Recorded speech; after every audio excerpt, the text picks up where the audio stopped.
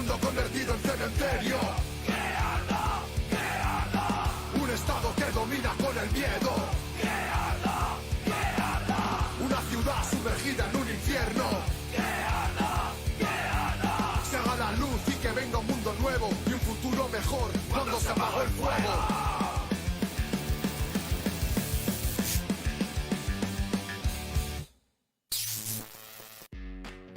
Vanguardia Obrera.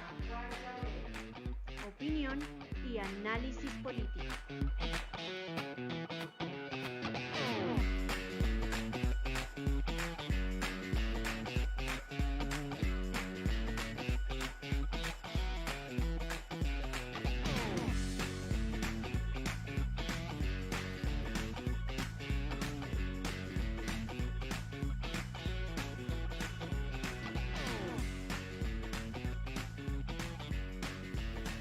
Muy buenas noches para todos. Hoy 31 de octubre los saludo muy contento, muy feliz porque hoy estamos llegando a nuestra emisión número 80 de Vanguardia Obrera.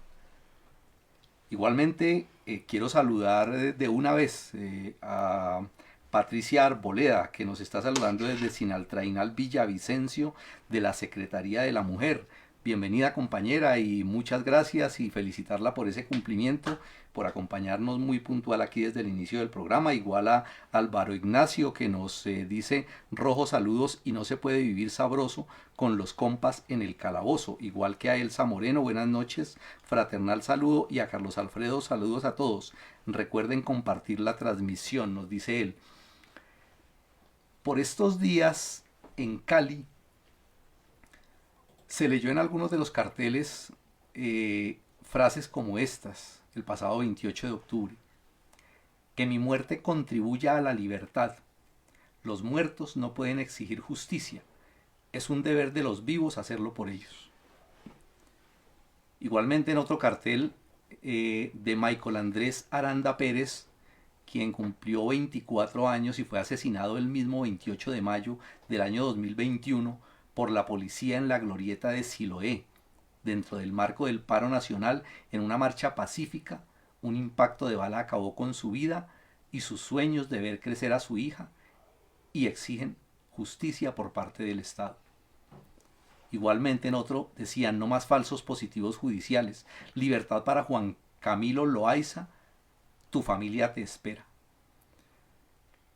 Y me llamó mucho la atención en Bucaramanga, como frente al batallón de la Quinta Brigada del Ejército, con voz desafiante, dolida, compungida, pero repleta de claridad, Zulma denuncia y confronta a las fuerzas asesinas del Ejército por la muerte a mansalva de su hermano Sergio Liscano el pasado 22 de julio.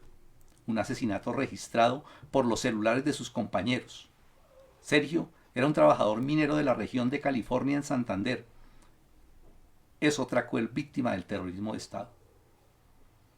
Y la libertad de los presos por luchar, la libertad de todos los presos políticos y muchas otras razones motivaron las recientes jornadas de movilización en ciudades como Bogotá, Medellín, Cali, Bucaramanga y Manizales. Y hoy vamos a hablar precisamente de eso, en este programa especial que hemos titulado La Jornada del 28 de octubre y que vamos a compartir aquí opiniones con nuestros invitados de mesa. Muy buenas noches, compañera Adela. Buenas noches a todos nuestros seguidores. Hoy es un día pues un poco distinto. Seguramente hay muchos compañeros nuestros trabajadores por ahí con sus hijos pidiendo dulces, pero no importa, conéctense, pónganse el audífono y escúchennos, que aquí estamos para ustedes. Bienvenida, compañera. Bienvenido, compañero José. Muy buenas noches a los compañeros de mesa, al equipo técnico y a los compañeros que nos están acompañando en el programa de hoy. Bueno, bien, vamos a arrancar de una vez con este tema de hoy, porque este tema central lo vamos a iniciar con una cortinilla que está dedicada especialmente a lo que hoy vamos a tratar. Los pasados 27 y 28 de octubre se llevaron a cabo 2 manifestaciones en diferentes ciudades de Colombia. En esta emisión de Vanguardia Obrera vamos a hablar sobre cada una de ellas, las reivindicaciones que levantaron los manifestantes, contra quién iban dirigidas y las diferencias principales entre una y otra. El Estado y el gobierno también respondieron de forma diferente a cada una de ellas. Pero, ¿cuál es la diferencia entre gobierno y Estado? ¿Y cuáles son las principales responsabilidades de los comunistas revolucionarios en este periodo de la revolución? Esto y mucho más en la emisión 80 de Vanguardia Obrera. Bienvenidos.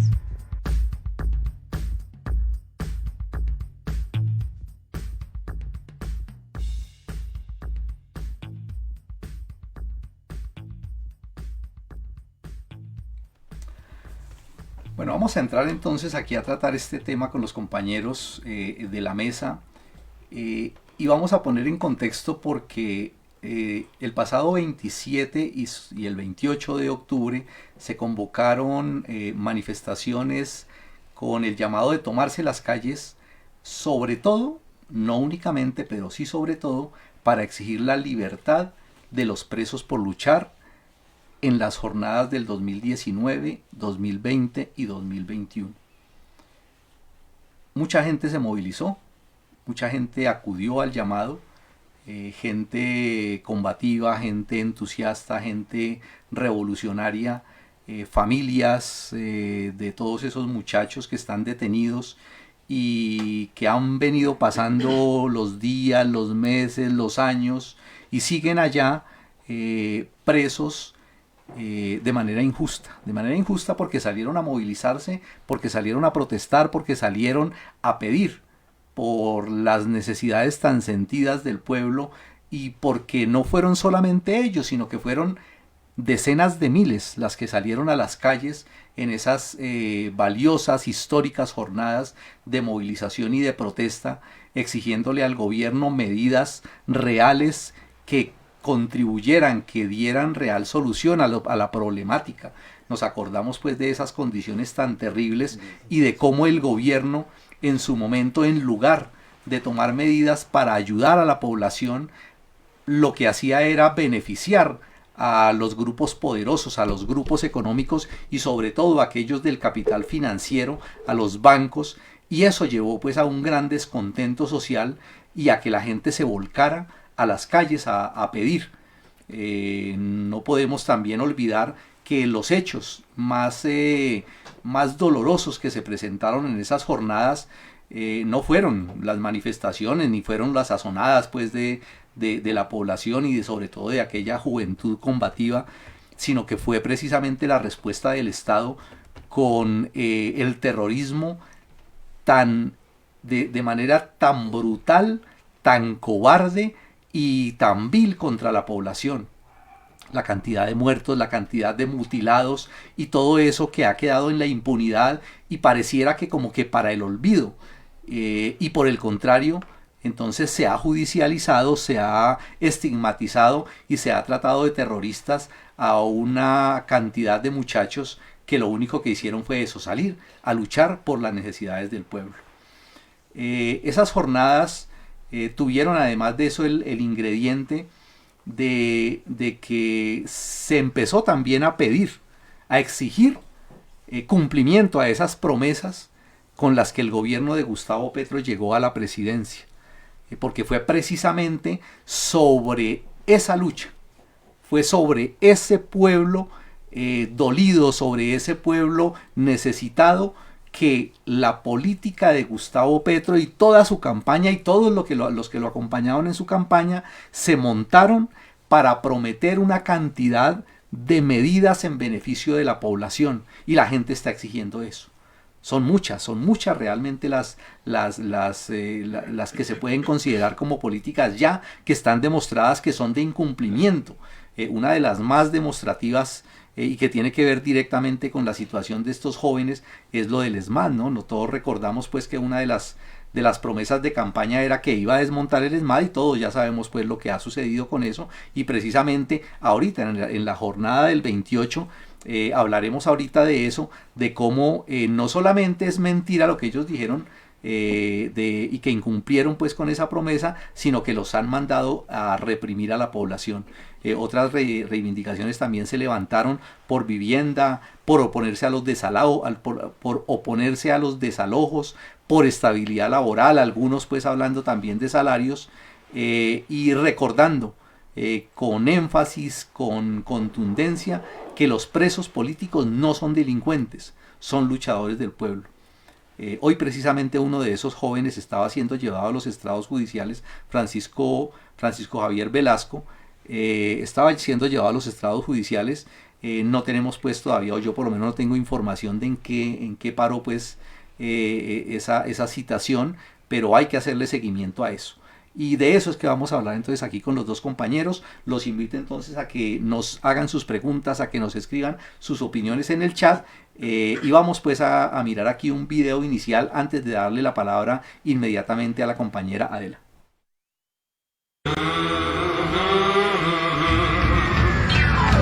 Lost in a crowd, you feel your thoughts out loud. Lost in the wilderness of the sound. Get through the day, don't drown. Life it goes fast, youth is gone. Feelings of loss, come on, grieve, move on. Stuck in the shadows of that life that you tried to leave behind. Bueno, le íbamos a dar la palabra aquí a Adela, pero aquí mientras escuchábamos el video, veíamos el video, entonces el compañero José me dijo que quería hacer una aclaración sobre lo que estábamos hablando. Sí, el compañero Francisco Javier Velasco es un dirigente obrero, dirigente de la UTC, Unión de Trabajadores de Colombia, comprometido, un dirigente sindical comprometido en la lucha del pueblo, y por eso fue judicializado. Ni siquiera puede decirse que era de los jóvenes de las primeras líneas, ¿sí? Es decir, es una cosa de terrorismo de Estado abiertamente, y de castigar y de ensañarse con la gente que estuvo comprometida y dando la cara de frente en el paro. Perfecto. Claro eso. Antes de darle la palabra sobre el tema que estamos pues tratando de desarrollar hoy, quiero sí hacer un comentario y quiero pedirles también su opinión rápidamente sobre un hecho internacional de hoy, que es noticia y que quiero por lo menos escuchar sus comentarios breves. Las elecciones en Brasil. Allí las cifras que están presentando, bueno, ganó Luis Ignacio Lula da Silva la presidencia. Las cifras que ellos presentan es que con un prácticamente empate, por muy poquito, Lula gana las elecciones con un 50,9% y Bolsonaro obtiene el 49,1% de los votos. Para cifras únicamente como introducción para que ustedes opinen al respecto. Las cifras reales son las siguientes. El censo electoral de Brasil está calculado en aproximadamente 156.400.000 personas aptas para votar. De ellas, allá el voto es obligatorio. De ellas, 39 millones no asistieron a las urnas.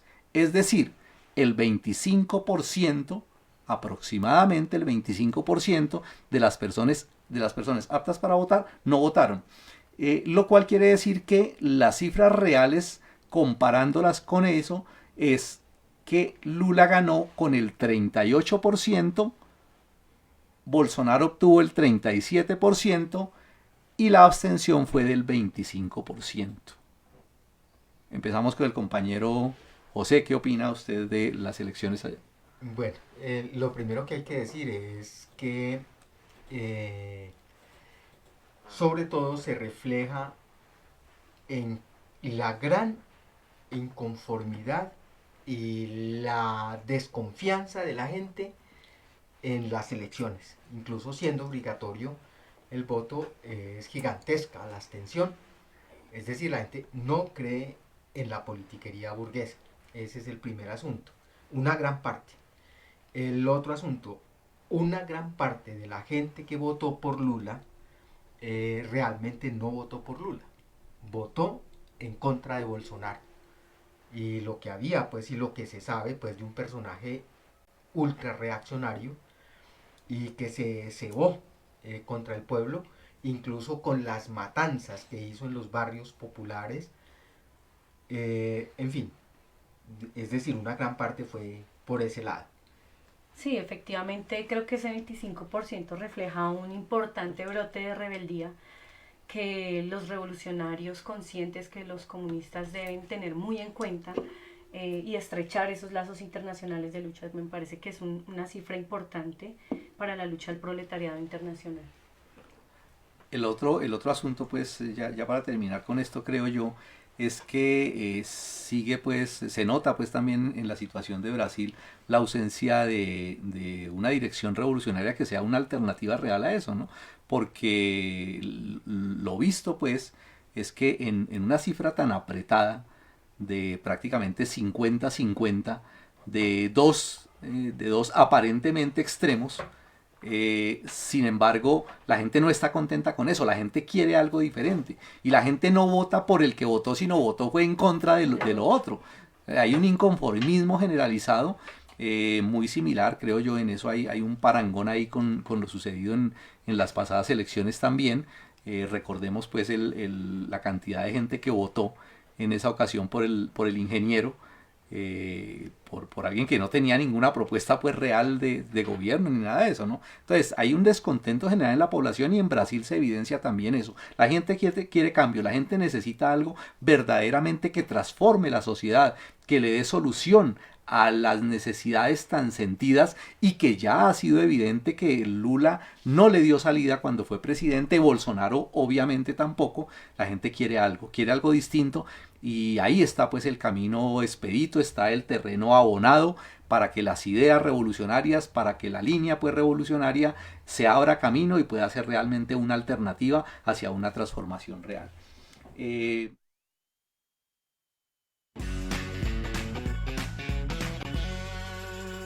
Bueno, vamos entonces ya ahora sí a meternos con el tema, y quiero invitar a la compañera Adela a que analicemos esa jornada desde el punto de vista de su contenido. ¿Cómo podemos analizar cuáles fueron las reivindicaciones que se movieron en estas movilizaciones? Bueno, compañeros, las reivindicaciones de las jornadas del 27 y del 28 de octubre pues estuvieron principalmente centradas en exigir la liberación de los presos por luchar.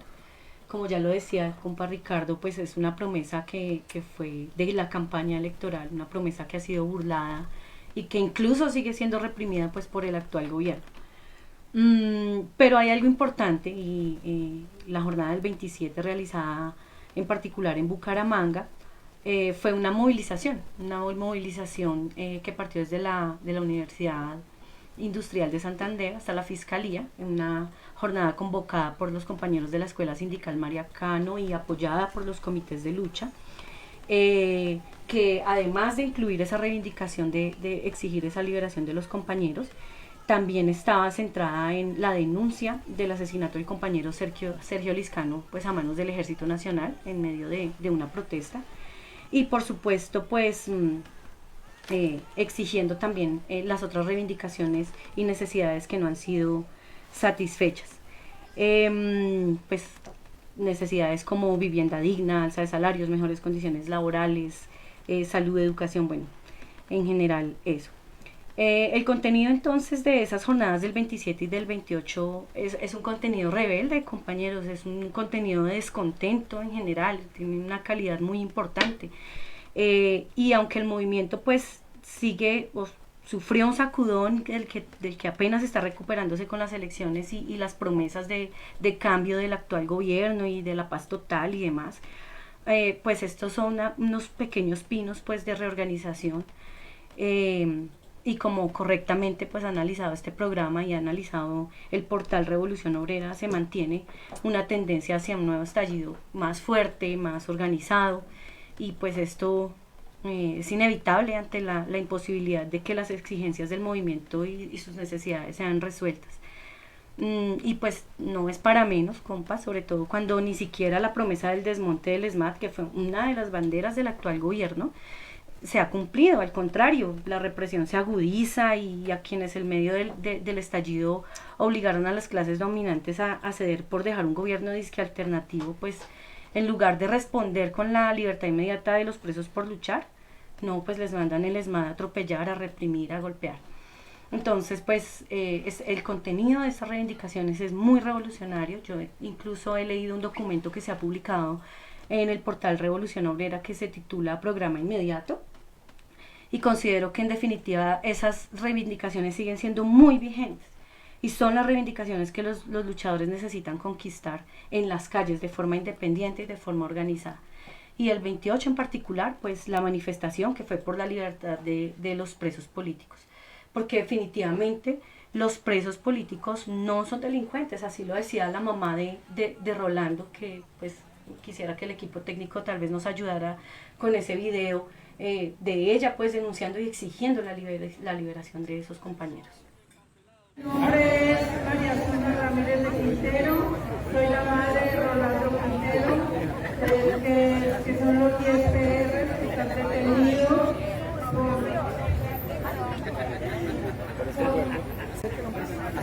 por la cual ellos son acusan. Yo como madre de mi hijo Rolando Quintero y de todos los otros 9 PR y todos aquellos presos PR que están privados de la libertad, por favor la libertad para todos aquellos que están presos y no solamente PR, que hay mucha gente inocente. Si nosotros le exigimos al presidente, a la fiscalía, al ministro de Justicia, al presidente, que por favor estudien las hojas de vida, la vida de cada uno de estos muchachos, a ver qué delitos tienen, porque créanme que estos muchachos no tienen ningún delito. Si se molestaran, esta gente que lo están acusando, hasta el mismo juez, todos aquellos que están también con ellos, que se dediquen a mirar la hoja de vida de ellos, la hoja de vida, para que vean que son gente que merecen estar con la sociedad, gente trabajadora, gente que lucha por el pueblo, por el bienestar del pueblo, lucha porque no haya hambre, haya alimentación, para que haya paz, para que haya educación, para que haya salud, por todo lo que necesita Colombia. Esos muchachos son los luchadores sobre eso. Entonces, ¿por qué tienen que estar detenidos? No tienen por qué, no tienen. De lo que comenta ahora la compañera Adela, hay un tema que es bien importante y quiero yo comentar algo al respecto, y es ese tema del ESMAD, de la promesa del gobierno de desmontar el ESMAD, y hemos dicho en varias ocasiones que es una reivindicación justa, que el ESMAD es un escuadrón asesino creado por el Estado, por el Estado para reprimir y para asesinar a la población, y sobre todo dirigido a los luchadores para golpearlos fuertemente, y es una reivindicación, está bien eso, ¿sí? Sin embargo, yo quiero destacar ahí solamente una cosita. La única manera real, efectiva, de que el gobierno desmonte el ESMAD es que le deje de ser útil para lo que ellos pretenden hacer. El gobierno no va a dejar de buscar la manera de reprimir la protesta social, y mientras el ESMAD le funcione para eso, lo van a mantener, le guste a quien le guste. El elemento clave para el desmonte del ESMAD es que la gente, los luchadores, se organicen y derroten al ESMAD, es decir, que demuestren efectivamente que lo pueden derrotar, que es un aparato inservible, que la población y sobre todo los jóvenes luchadores se organicen y aprendan incluso de todo lo que vivieron en estas jornadas del 19, 20 y 21, racionalicen eso, extraigan las enseñanzas y se den cuenta de que efectivamente sí los pueden derrotar. Ahí está la clave precisamente para eso, es obligándolos con la lucha organizada, no es a través de leyes, no es a través de pedidos, no es a través de ruegos al gobierno, porque el gobierno, recordemos, No debemos olvidar nunca eso. El gobierno es el administrador de los negocios, de los ricos, de un Estado asesino, de un Estado al servicio de las clases dominantes, de capitalistas, de terratenientes, y eso nunca debemos olvidarlo.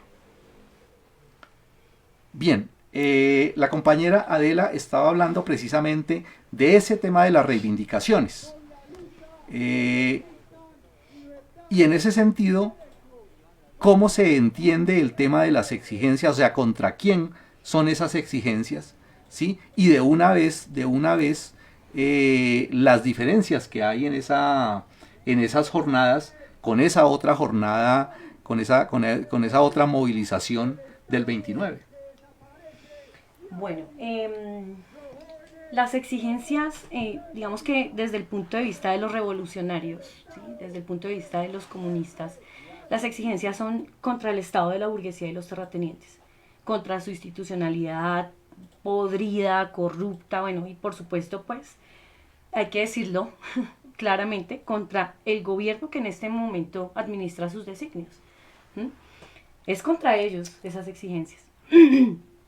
Sin embargo, pues dentro del movimiento aún existe cierta confianza en que el actual gobierno de Petro pues va a poder solucionar las necesidades del pueblo y de alguna manera separan las instituciones con el gobierno como tal. Entonces, pensando que la protesta es contra Barbosa o incluso contra Claudia López, que envía les va a reprimir, por ejemplo, acá en Bogotá.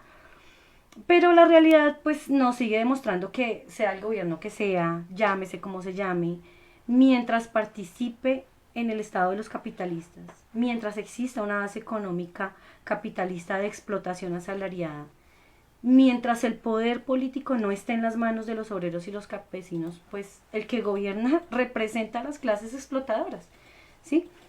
O si no, porque Petro, por ejemplo, estando por encima incluso de Claudia López en Bogotá, por ejemplo, permite que sigan golpeando a los manifestantes, cuando lo único que han exigido es el cumplimiento de lo que él prometió en campaña, liberar a esos muchachos. Pues si los hubieran liberado, ¿para qué van a ir a las fiscalías a exigir eso? Pues no estarían haciendo eso, ¿sí? Y aún así, pues se sigue avalando esa represión burda, violenta, desmedida contra los manifestantes. Entonces, esa confusión de contra quién son las exigencias persiste en el movimiento y aunque pues la realidad misma nos va ayudando un poco a despejar ese camino, sí es deber efectivamente de los revolucionarios conscientes, del elemento consciente como tal, hacer ver que la lucha es también contra este gobierno que se llama alternativo, pero que en últimas y de lo que hemos visto no está representando al pueblo, representa los intereses de una clase que es la clase explotadora.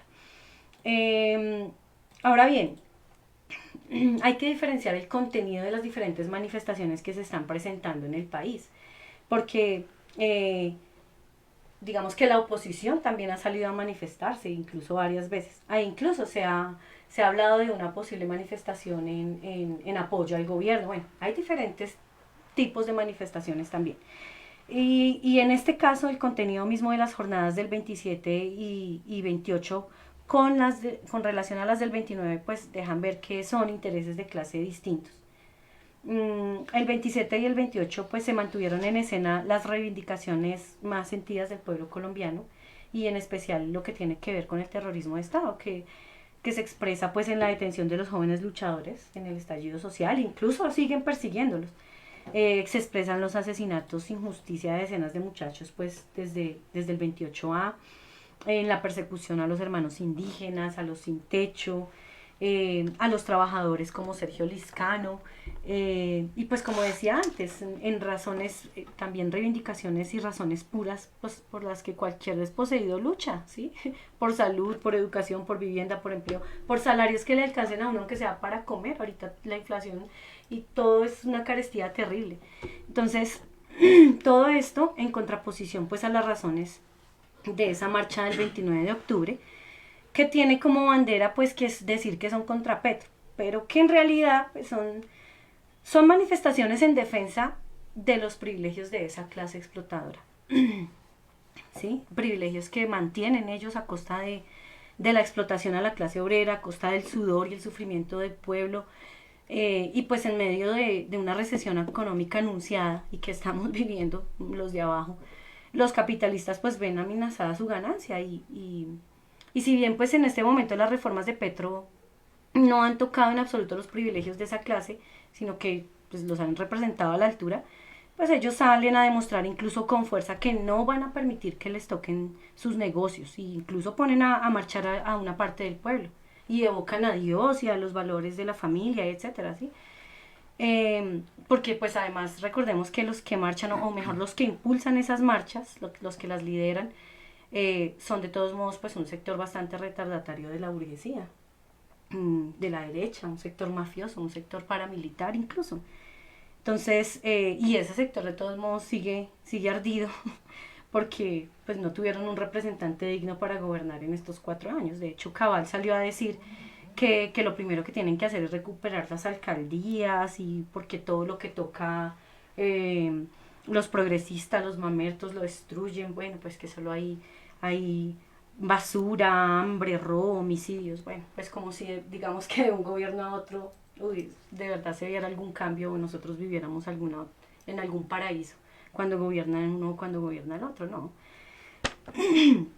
Entonces, las manifestaciones efectivamente por su contenido sí fueron diferentes, pero también por su forma, ¿sí? La del 28, por ejemplo, en Bogotá terminó siendo violenta. El ESMAD agredió a los manifestantes, que iban limpios, pues no iban ni con piedras, ni con molotovs, ni con papas, ni con nada. O sea, iban a exigir un asunto justo, ¿sí? Una promesa incumplida, y terminó pues de manera violenta. Mientras que en la marcha del 29 los grandes medios pues la tildaron de pacífica, porque también, a diferencia de la actitud del gobierno en las manifestaciones del 27 y el 28, el 29 pues sí salieron a garantizar pues la seguridad de los marchantes. El mismo ministro del Interior pues anunció un puesto de mando unificado nacional y anunció garantías para los marchantes y para sus opositores, y los llamó a que lo hicieran en paz. Bueno, los marchantes aplaudían a la policía y pues, bueno, en fin. Entonces básicamente es garrote para el pueblo y sus justas exigencias, y garantía para los jefes de la mafia, de un sector de la mafia, de la burguesía mafiosa, de la derecha, de la industria además, que también impulsan esas marchas contra el gobierno. En fin, la hipocresía. Entonces aquí el llamado es a ese pueblo engañado pues que marcha, por un lado pues con las triquiñuelas de la derecha, diciendo incluso que Petro pues, es comunista, un asunto totalmente falso, y que el comunismo pues es el infierno, y bueno, todas sus babosadas que no tienen ni cómo argumentar. Es un llamado a que no se dejen confundir, a que escuchen las diferentes posiciones, a que se informen, a que piensen con cabeza propia para no terminar defendiendo a sus opresores.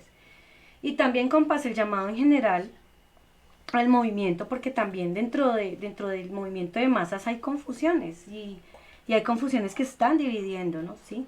Al pensar que vendrán salvadores supremos, y no, compas.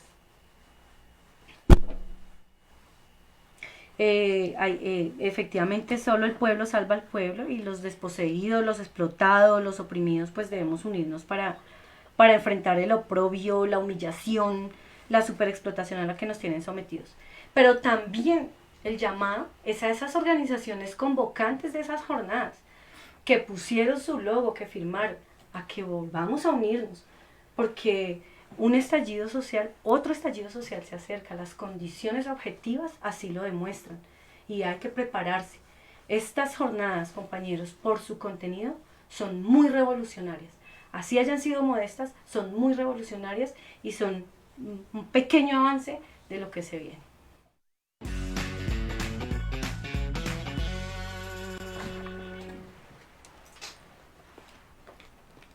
Bueno, yo creo que ese tema de poder mirar esas diferencias es bien importante, porque a la vista simplemente de cualquiera, pues se puede decir, están saliendo marchas, hay movilizaciones y es contra el gobierno.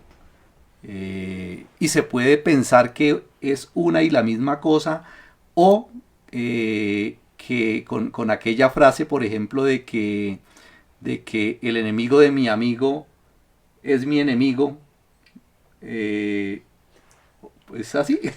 El enemigo de mi enemigo es mi amigo. El enemigo, eso.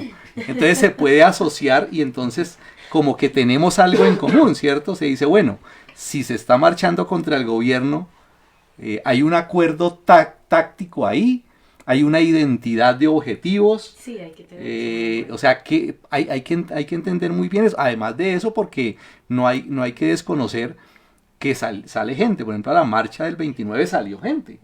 O sea, no podemos decir todos los que salieron ahí son paracos. Sí, no. ¿Sí? No todos los que salen ahí son paracos, ¿sí? Pero entonces eso hay que analizarlo y hay que poder entender bien qué es lo que pasa ahí, entendiéndolo obviamente en el terreno de algo que para nosotros es básico, esencial para poder comprender todo eso. Y es el problema de las clases. Es decir, los intereses de clase, cuando uno analiza eso, desde el punto de vista de los intereses de clase, puede entenderlo ahí. Por ejemplo, el problema de la gente que salió el 27 y el 28 no es un problema con Petro, ¿sí? O sea, el problema no es Petro, el problema es una política de Estado. Que Petro es el que está ahí montado ahorita, eso es circunstancial, ¿sí? Pero la marcha del 29, de pronto sí es un problema con Petro, ¿sí? Es decir, podemos decir que es una contradicción de carácter distinto, analizando desde el punto de vista de las clases. Entonces yo creo que por ese lado nosotros tenemos que entender bien y poder analizar eso. Y claro, para eso nos ayuda lo que decía ahora Adela, pues juzgando el contenido pues de las reivindicaciones, lo podemos entender mucho mejor, pero además de eso también viendo cómo es el asunto del Estado, ¿no? Cómo actúa el Estado frente a unas y frente a otras, que también por ahí hay que entender bien eso. Y quiero darle la palabra al compañero José que se habla. Sí, yo creo que para empezar hay que hacer una diferencia, como decía Adela ahorita, entre el Estado y el gobierno. Y a pesar de que lo hemos dicho muchas veces, hay que insistir en esa idea, porque el Estado es una máquina de dominación de las clases dominantes, es decir, de las clases económicamente dominantes, que en el caso de Colombia no ha cambiado mayormente desde la guerra de los 1000 días a finales del siglo XIX y principios del siglo XX. Y por eso correctamente lo caracteriza la Unión Obrera Comunista y por supuesto pues su órgano de expresión, Revolución Obrera, que es un Estado burgués, terrateniente y pro-imperialista. Es decir, sirve a los burgueses, a los terratenientes y a los imperialistas, especialmente a los imperialistas yanquis. Ese es el carácter de clase que tiene el Estado. Podemos decir, resumiendo, que el Estado en Colombia es una dictadura de las clases explotadoras. O sea, una máquina al servicio de la explotación capitalista que ha sufrido apenas algunas reformas. La última fue la de la Constitución del 91. Sin embargo, el gobierno, es decir, la forma de aplicar la dictadura de los capitalistas, sí cambia frecuentemente y depende de la facción de las clases dominantes que quede al frente del manejo del Estado, y eso es lo que resuelven las elecciones. Es decir, qué sector de las clases dominantes va a administrar durante 4 años los negocios comunes de los capitalistas. Así resuelven las contradicciones, pero también depende eso a la vez de la actitud del pueblo frente a la dominación de las clases dominantes. Porque ¿Le puedo hacer una pregunta ahí? Sí. Es bien importante eso y es una inquietud que creo debe existir mucho en ese sentido, porque Colombia no había vivido pues el triunfo electoral de una persona como Petro, ¿sí? Entonces, si hablamos de que son facciones de las clases dominantes, podemos tener una idea ya más clara de cuál es la facción de las clases dominantes que está gobernando ahorita. Sí, claro, perfectamente. Y me iba a meter con el caso de Lula. En Brasil, él fue presidente ya, ahorita sube en una coalición fundamentalmente con los sectores de la derecha también, es decir, de los partidos tradicionales. Y si miramos por qué subió Petro en Colombia, entonces es lo mismo, indudablemente, con el apoyo de quienes, del partido de la U, tienen ministro de gobierno, con el Partido Liberal, con sectores de Cambio Radical y con otros, incluso con sectores del conservatismo. A todos tienen puestos en el gabinete del Estado, es decir, en los ministerios, que es donde se ejecuta la dictadura de los capitalistas. Entonces, tienen eso de común, a pesar de que tenga la apariencia esa de ser un gobierno, y dicen, no es un gobierno del pueblo. E indudablemente la burguesía necesitaba a Petro como necesita a Lula en Brasil. ¿Para qué? Para apagar el estallido social. En Colombia montaron a Petro para apagar el estallido social, y en parte el estallido social fue el que subió a Petro a la presidencia. Es decir, la gente que se levantó el 19, el 20 y el 21 ayudó a poner a Petro en la presidencia, indudablemente. Los muchachos que están ahorita en los calabozos fueron los que ayudaron, a montar a Petro a la presidencia. Las clases dominantes y el imperialismo permitieron eso porque el levantamiento ya estaba poniendo a peligrar su poder completo. La gente ya estaba diciendo, abajo Duque, vamos a tumbar a Duque. Y la gente lo hubiera tumbado.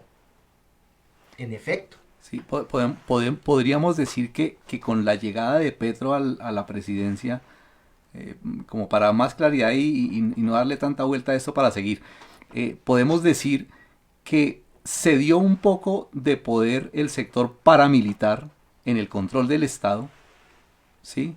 Y se equilibró un poco, es decir, entendiéndolo pues como un problema entre sectores y facciones de las clases dominantes, ¿sí? Y como que se emparejó pues eso. Indudablemente pues un sector de la burguesía grande, ante el odio que el pueblo siente frente a lo que fue el régimen uribista, el régimen de la mafia y el paramilitarismo que tuvimos desde el 2002 hasta ahorita, indudablemente la burguesía dijo, no, esta gente no va más, si sigue esta gente gobernando, lo vamos a perder todo. Entonces, listo, arrinconan y le quitan parte del poder del Estado al paramilitarismo y a la mafia, pero no quiere decir que hayan desaparecido del gobierno. O que no tengan poder. O que no tengan poder, porque el poder político está amparado en el poder económico, que es muy grande, y lo demuestra pues la FURI, incluso y los ganaderos, con el negocio que hacen les damos 3 millones, les vendemos 3 millones de hectáreas, denos 60 billones. Así se demuestra eso. Y poder militar, no solamente dentro del ejército, sino en el paramilitarismo. Ellos no han perdido nada de eso. Pero asimismo, entonces el gobierno cambia, y perfectamente, entonces, ese sí cambia, y es distinto el régimen o el gobierno de los paramilitares al gobierno de Petro, en unos aspectos, pero no cambia la esencia del Estado. Y por eso el ESMAD sigue cumpliendo lo que viene haciendo. Y a propósito de eso, es muy importante tener en cuenta que Petro subió con las promesas, como decía Adela, de cambiar las condiciones del pueblo. Algo que hasta ahora no ha pasado, de ser las promesas de campaña, caso del desmonte del ESMAD que ya mencionaba la compañera, o muchas se han quedado apenas en anuncios. ¿Qué decía la gente en el levantamiento? Abolir la ley 100, acabar con la ley 50 en 90, y eso está planteado apenas como anuncio. Reforma a la salud, a la educación, y no ha habido cambio realmente alguno de fondo. Yo creo que ahí, bueno, esos anuncios también tuvieron que hacerse por la misma presión presión desde abajo, pero como la presión se apaciguó la lucha, se está quedando, como usted ya ha dicho en otros programas, en anuncios. Sí, que era lo que decía ahorita Ricardo. Efectivamente, el desmonte del ESMAD no va a ser saliendo con una pancarta a exigir, no es parte de la lucha, pero eso se tiene que hacer es con fuerza en las calles. Eso. Entonces, por eso es apenas natural e inevitable incluso que nuevamente se movilicen algunos sectores de las masas, caso de los campesinos e indígenas contra los usurpadores de sus tierras, casos de los desplazados y despechados por la vivienda, caso de los familiares y compañeros de los presos por luchar, por no hablar de los cientos de obreros y demás trabajadores que a diario se movilizan contra los despidos, la persecución sindical, por aumento de salarios, por estabilidad laboral, etcétera, etcétera, etcétera. Y la respuesta del gobierno, tanto de los anteriores como en las últimas manifestaciones, ha sido similar a la de los gobiernos anteriores, la de esta jornada, por lo menos en Bogotá. Y sería muy importante si los compañeros del equipo técnico mostraran lo que pasó en la fiscalía, que consiste en enviar al ESMAD a golpear y gasear a los manifestantes. Están encargados de darme el tiempo, decirle, está bien señor Uribe, ya terminó su testimonio para obtenerlo, porque lo único que saben es perfilar y perseguir jóvenes. A la oligarquía fascista la dejan quieta porque la fiscalía es un instrumento del Estado fascista donde mantienen el poder. Exigimos la libertad de todos los que están presos, detenidos en su casa. ¡Ey, no!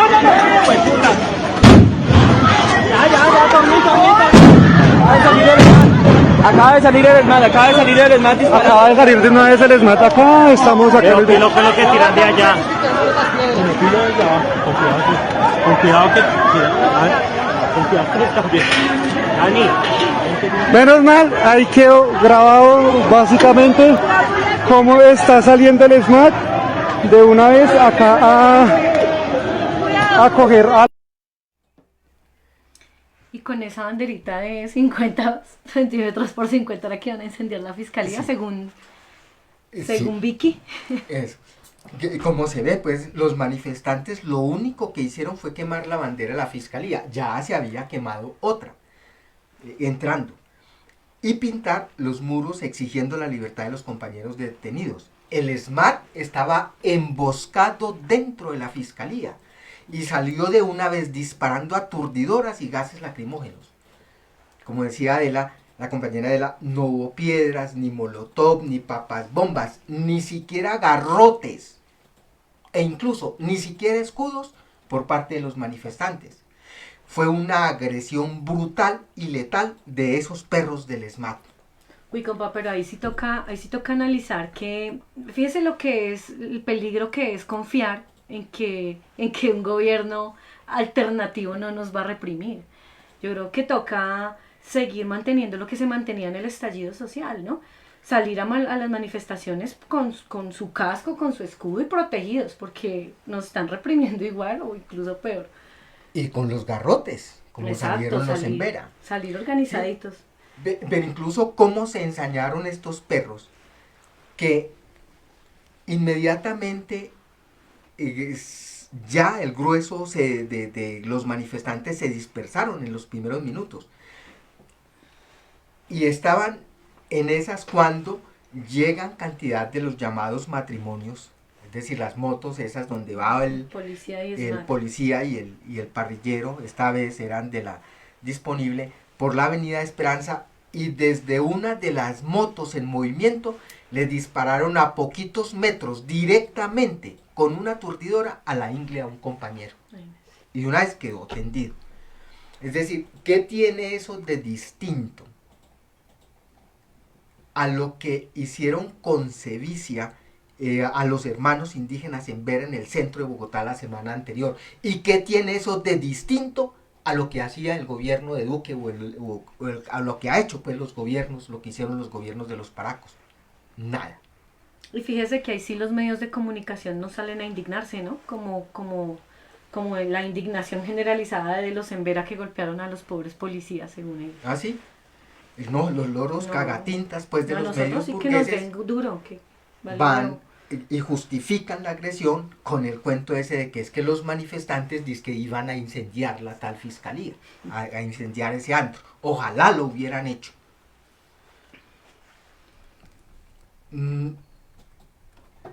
Yo quisiera referirme a un asunto que me parece importante y que tal vez muchos se preguntan, la convocatoria ahí con más de 60 convocantes a las jornadas del 28. Antes de eso, estaba pensando yo ahorita, cuando usted empezó a hablar, decía hablar de gobierno y de Estado. Realmente mucha de la gente que votó por Petro no estaban soñando con cambiar el Estado, ¿sí? Los que piensan cambiar el Estado y los que quieren cambiar el Estado son los comunistas. Sí, ellos quieren reformar eso. Que entienden que el Estado es la raíz de todo el problema y hay que hacer ese otro Estado para que a partir de ahí se pueda transformar toda la sociedad. Eso lo entienden los comunistas. Pero la mayoría de gente que votó por Petro, y estoy hablando sobre todo de los intelectuales y de los dirigentes intermedios y los propagandistas que desde la izquierda se unieron a Petro e hicieron propaganda, ellos incluso pueden salir en su defensa diciendo que ellos jamás dijeron que iban a cambiar el Estado. Sin embargo, en ese intento de lo que sí querían y de lo que se creyeron el cuento de que iban a cambiar el gobierno, de que iban a hacer un gobierno diferente, de que iban a gobernar en beneficio de la población, a resolver los problemas de la gente, que no iban a gobernar con toda la oligarquía y toda esa podrida burocracia y todos esos partidos. Ya incluso en tan corto tiempo que lleva el gobierno de Petro, ya se puede ver efectivamente que eso ni siquiera lo van a hacer. Es decir, no lo van a hacer. ¿Sí? ¿Por qué? Porque ellos desde el principio sabían, y eso sí lo sabían los jefes de toda esa campaña, que la única manera de llegar a la presidencia y que los dejen gobernar es en acuerdo con ellos mismos. Es decir, y el acuerdo con ellos mismos es arrodillándose y haciendo lo que ellos deciden. Y ya las medidas, pues, lo que se está presentando ahorita, pues, con la acción represiva, es eso, es más de lo mismo. Y lo que ya se ha visto con las reformas que están cursando y que están debatiendo, ya se sabe que es lo mismo. Es decir, ¿no? ni Estado, ni gobierno. Es decir, no hay cambio de gobierno realmente en lo fundamental, ¿cierto? Sí, es decir, sigue gobernando con los mismos de siempre y puede que sí, hagan una que otra cosita, alguna que otra reformita para bregar a aplacar el estado de ánimo de la gente. Como lo hace cualquier gobierno, ¿no? Sí. Es decir, ¿quién es el que hizo nominalmente el mayor aumento de salario? Ah, sí, fue Duque. Eso, es decir... Y el que se inventó incluso lo de el auxilio pues para los desplazados, acción social, sí, fue el principal, el jefe de los despojadores. O sea, esas pequeñas reformitas que puede hacer no lo van a hacer distinto, ya se ve, no lo van a hacer distinto al resto de gobiernos. Eso. Entonces, y algunas cosas de la formita sí van a cambiar. Ahora, el asunto yo me iba a meter con una cosa que me parece muy importante. ¿Por qué a pesar de que eran como 60 los convocantes a la movilización del 28, sin embargo las manifestaciones y los plantones fueron poquito? Es decir, la cantidad de gente no fue muy numerosa y eso hay que reconocerlo. Creo yo que, y hay que explicarse eso y hay que entender, a pesar de que la situación se ha agravado. Es decir, Adela, ya la compañera decía, se ha agravado porque aumentó el hambre, es decir, la inflación, la carestía, de los productos de primera necesidad se han agravado y se siguen agravando otros problemas. Y en eso influyen varios asuntos que debemos tener en cuenta los obreros revolucionarios. A mí me parece, primero, porque una gran parte de las masas que votaron por Petro todavía conservan la esperanza de que sí va a cumplir con las promesas de campaña. Y se hace eco de lo que dicen los jefes del pacto histórico. Entonces dicen, es muy poquito tiempo para juzgar, ¿sí? Es muy poquito tiempo para resolver los problemas. Una posición a la cual han servido los jefes vendeobreros de las centrales sindicales, e incluso con la aspiración esa insulsa que tenían desde antes de las tales, los proyectos de reforma que incluso presentaron al Congreso. Y ahorita con presentar un estatuto del trabajo, lo llaman, elaborado conjuntamente con los patrones, es decir, con los enemigos a muerte de los obreros, con la mediación de la ministra esa del trabajo que se llama comunista. Entonces influye mucho eso, todavía no se sale del impacto ese de que el gobierno sí va a cambiar cosas. Le puedo meter ahí, perdóneme que me le meta ahí en eso, para que se vea el talante pues y el tipo de gobiernos, ¿no? En el tema, por ejemplo, de la restitución de tierras, ya se sabe, ya había quedado suficientemente claro de que no iban a hacer pues la expropiación pues a los expropiadores, ¿no? Ya incluso habían dicho era que iban a comprar tierras, ¿sí? Y lo que dijo la ministra de Agricultura en estos días era que ya no podían comprar las 3 billones de hectáreas que habían dicho que iba a comprar el gobierno, ¿no? ¿Sí? Ella ya se patració con eso y ya dijo, no, es imposible comprar esas 3 millones de hectáreas. Si acaso, si nos va bien, compramos la 4ª parte. Si nos va bien. Es decir, y ella misma lo dijo, esto tiene que ser un proyecto a largo plazo que se va a hacer por lo menos en 4 periodos presidenciales. Imagínese. Sí, O sea, que la restitución sigue siendo la... Sigue siendo un engaño. Sigue siendo un engaño. No hay tierra para los desplazados, para los la de los despojados. sepulcros era. Entonces, es muy importante pues tener en cuenta el asunto y no perderse. A pesar de esas cosas, todavía hay una gente ilusionada y es lo que siembran en mucha parte. Otro aspecto que influye es que muchos de los jefes del pacto histórico y algunos de sus fanáticos recalcitrantes, es decir, así como hay uribistas recalcitrantes y fanáticos, de esas personas enceguecidas que no piensan realmente, están estigmatizando a los luchadores revolucionarios tratándolos de uribistas. Entonces todos los que se oponen o los que luchan o los que exigen no a Petro, es decir, la gente que está luchando por los intereses del pueblo, no contra Petro en particular, sino por las reivindicaciones levantadas desde el 2019, entonces los acusan de uribistas, ¿sí? Es decir, señalando cualquier manifestación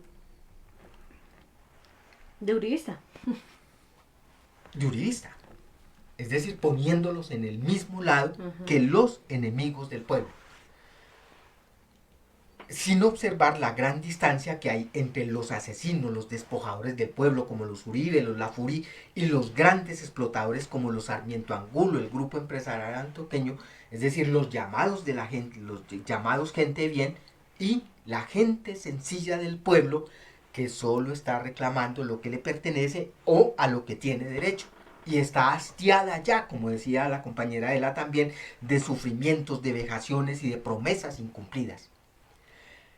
Y el tercer aspecto me parece a mí, de por qué se vio poquita la gente en las manifestaciones, es porque algunos compañeros dirigentes creen que solo vale concentrarse ahorita en una que otra reivindicación.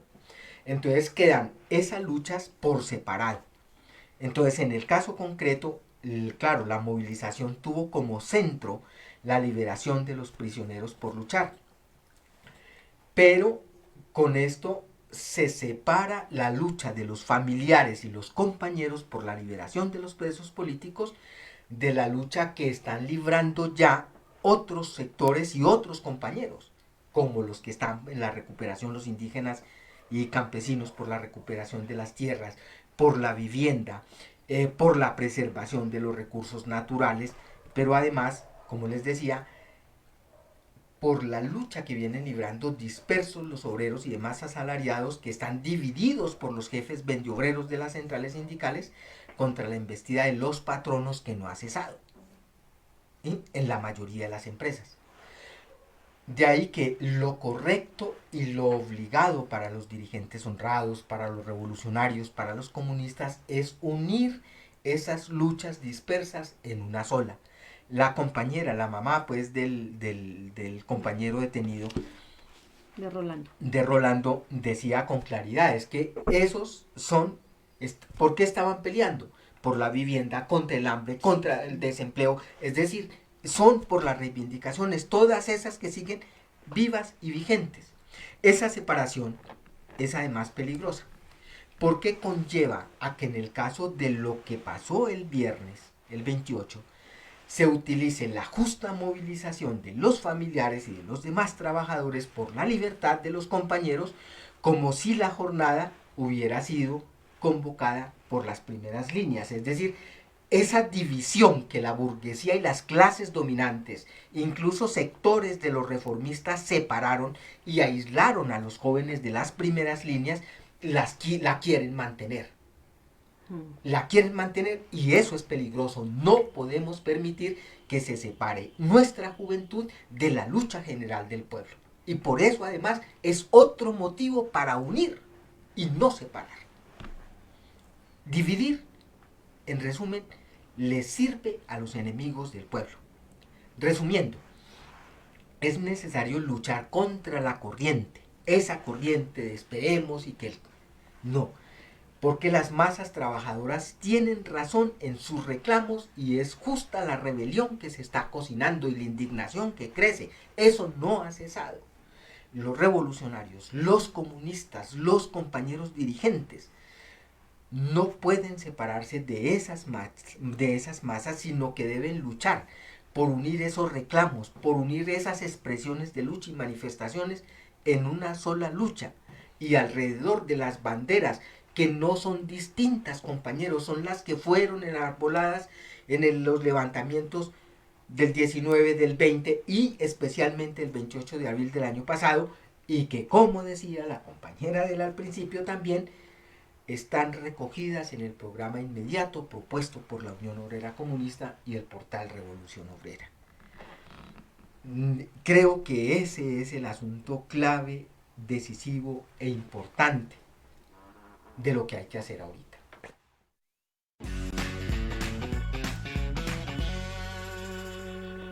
Bueno,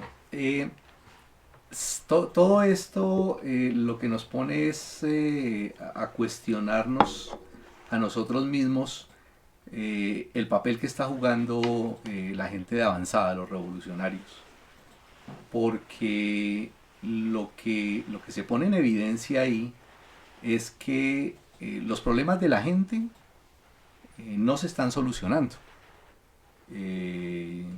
y se pone en evidencia que todavía existe esa lucha entre quienes están confiando y esperanzados en que el gobierno va a resolver esos problemas, en que puede hacerlo y que hay que confiar, algunos abiertamente, pero entre los sectores revolucionarios, entre la gente que podemos llamar de izquierda, hay duda frente a eso.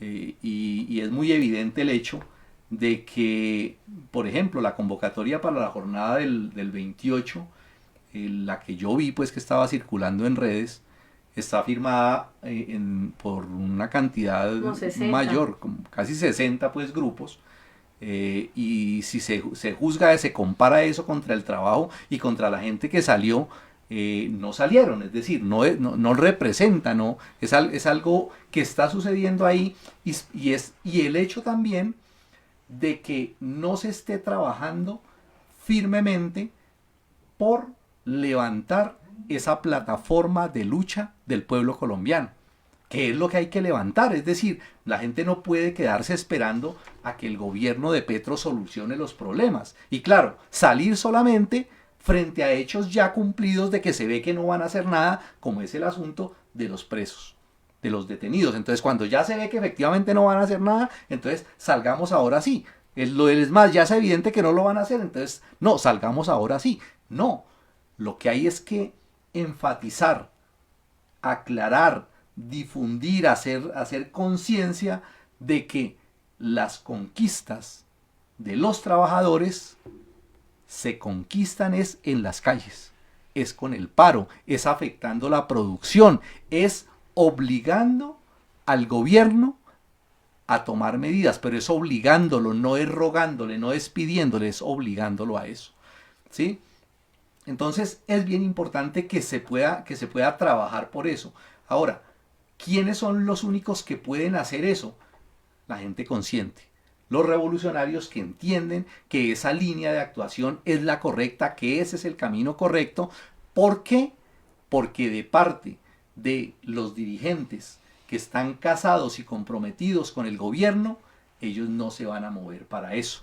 ¿Sí? De hecho, ya hay algunos incluso que están hablando de la posibilidad de hacer movilizaciones en apoyo al gobierno de Petro en contraposición a esas movilizaciones en contra del gobierno. Es decir, el pueblo no debe dejarse meter ni en una ni en otra, ¿no? Ni en una ni en otra. Es decir, eso no es una pelea del pueblo. La pelea del pueblo es la otra, por sus banderas, por sus reivindicaciones, y tienen que salir a pelear por eso. Eso es uno de los asuntos importantes, y creo yo que es quizá el aspecto más importante, más representativo, más valioso de lo que se presentó ahorita el 27 y el 28 en Colombia. ¿Sí? De que un grupo se atrevió a hacerlo, de que un grupo de gente salió a decir: aquí hay una posición revolucionaria, aquí hay una gente que quiere luchar, y eso es lo más valioso. Que eso no es todavía masivo, pero va a ser masivo, con toda seguridad. ¿Por qué? Porque rápidamente la gente va a darse cuenta de que el Parlamento no va a legislar en favor de los intereses del pueblo, y la lucha se va a volver nuevamente masiva y la gente va a salir a las calles. Ahora, relacionando eso con el tema pues de la lucha, también hay que decir que se terminó pues el mes de octubre, lo que el periódico Revolución Obrera ha llamado el Octubre Rojo, con unas actividades importantes, con esas jornadas combativas y revolucionarias, y eso deja un buen precedente y llama pues a la gente a ocupar ese lugar, porque la clave está ahí. La clave está en que la gente revolucionaria, la gente de avanzada, actúe como gente de vanguardia. Y actuar como gente de vanguardia es ponerse al frente de la lucha, pero además de eso ponerse al frente de la lucha de manera organizada. Es decir, se necesita que en esa perspectiva de construir una verdadera dirección revolucionaria en Colombia, la gente se una, se organice y empiece a pensar no solamente en el problema inmediato, no solamente en la reivindicación inmediata que se levanta, sino que piense en que la única manera de solucionar los problemas de raíz, de fondo, es pensando en la revolución. Es decir, la única manera incluso de poder conquistar esas luchas reivindicativas es que se configure un movimiento político revolucionario en Colombia que organice a esos elementos avanzados, a esos intelectuales, a esos revolucionarios que están luchando y que están buscando una alternativa real para transformar esta sociedad.